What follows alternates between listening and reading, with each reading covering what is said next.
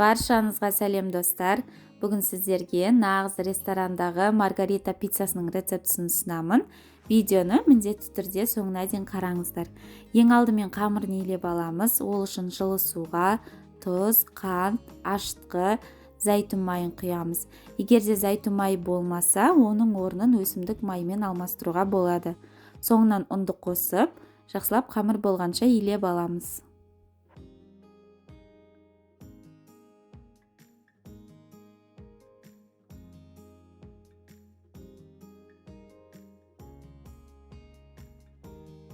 Бізде осындай тығыз қамыр шығу қажет.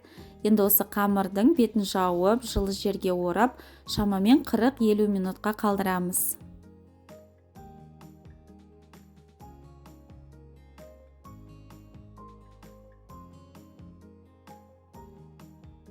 Менде қамыр жылы жерде 1 сағаттай тұрды.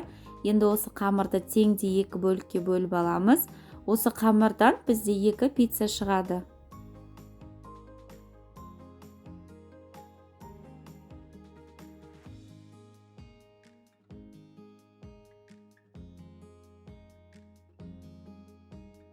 Бетіне 1 шай қасық зәйтүн майынан құйып, бетін жауып, 10 минутқа тағы да жылы жерге қалдырамыз.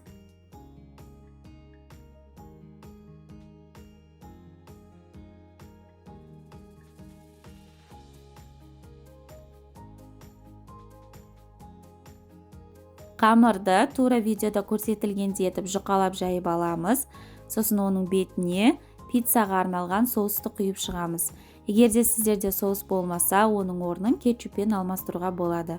Тура осы видеоның астына нағыз оригинал пиццаға арналған соусты қалай жасау керектігінің видеосының сілтемесін қалдыратын боламын.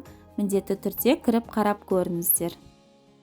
Үкіштен өткізілген моцарелла сырын сеуіп, соңынан жұқалап туралған қызанақты қойып, шамамен 200-230 градуста 10-15 минуттай пісіріп аламыз. Міне біздің пиццамыз дайын, дәмі өте керемет ерекше болып шығады. Міндетті түрде дайындап көріңіздер.